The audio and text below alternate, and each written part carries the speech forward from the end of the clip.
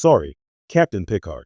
Star Trek just saw Sisko outdo a classic next-gen episode. For more than 3 decades, Captain Jean-Luc Picard has stood as the embodiment of Starfleet's finest qualities: diplomatic, cerebral, and unflappable even under impossible pressure. Episodes like The Measure of a Man or The Best of Both Worlds cemented his reputation as not just a great captain, but the face of an era of Star Trek defined by idealism and high-concept storytelling. But the franchise has always thrived on reinvention, and recently, in a moment that no one saw coming, Captain Benjamin Sisko quietly eclipsed one of the next generation's most revered episodes, not by imitating Picard's formula, but by going in the exact opposite direction. A tale of two captains, Picard's signature moments have always involved moral dilemmas. He doesn't win through firepower or intimidation.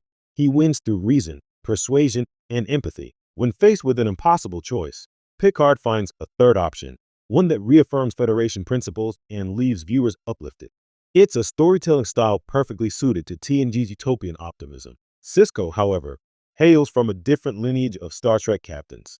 Deep Space Nine made no secret of being grittier and more serialized, willing to explore moral ambiguity and the cost of war. Sisko is a builder, a negotiator, a wartime strategist, but also someone who will get his hands dirty if it means protecting Bajor or winning the Dominion War. The contrast between the two men is stark, and it's precisely the contrast which has allowed Sisko's recent storyline to outshine a TNG classic. Revisiting The Drumhead, the episode Sisko's latest triumph evokes most strongly is The Drumhead from TNG's 4th season, a tightly written courtroom drama in which Picard defends the principles of due process and individual liberty against Admiral Sadie's creeping witch hunt aboard the Enterprise.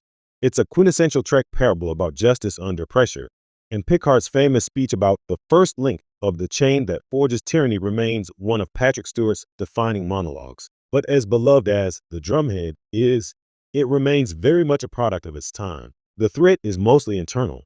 The stakes are reputational rather than existential. Picard's victory is moral and rhetorical, not strategic or personal. It reassures rather than unsettles. Sisko's new storyline, set in the politically volatile atmosphere of post-war Bajor, feels like The Drumhead with the gloves off. In it, Sisko is faced with a former Starfleet officer accused of sabotaging a fragile peace agreement between the Cardassians and the Bajorans. Where Picard dealt with suspicion and paranoia, Sisko faces evidence of real terrorism and espionage. The question isn't whether there's a threat, but how far he's willing to go to neutralize it without betraying the Federation's core ideals. Sisko's moral calculus. What elevates the episode above its TNG predecessor is how it refuses to grant Sisko an easy out. Picard could draw a neat line between justice and hysteria because the actual saboteur in The Drumhead didn't exist. For Sisko, the saboteur is real, dangerous, and possibly beyond Starfleet's legal reach. The dilemma isn't academic. It's immediate, visceral, and deadly. In a gripping centerpiece scene, Sisko confronts the accused not in the courtroom, but in a dimly lit holding cell. Instead of delivering a rousing speech, he negotiates, threatens, and pleads, switching tactics like a chess master under time pressure. He ultimately chooses a compromise that risks his career, but saves hundreds of lives, handing the saboteur over to Bajoran authorities under a joint jurisdiction arrangement that skirts Federation policy, but preserves the fragile peace. It's a decision Picard would likely never have made, but it's quintessential Sisko, messy, pragmatic, and deeply human. The fallout is equally complex.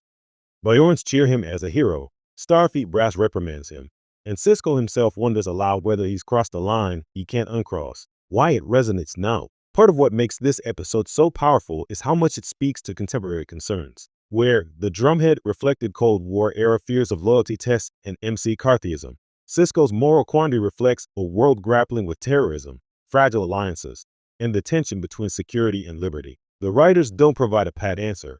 They simply show Sisko navigating an impossible situation as best he can. This grounded, morally ambiguous approach has been DS9 a secret weapon all along. But here it reaches a new peak. It's not just a story about Sisko or Bajor.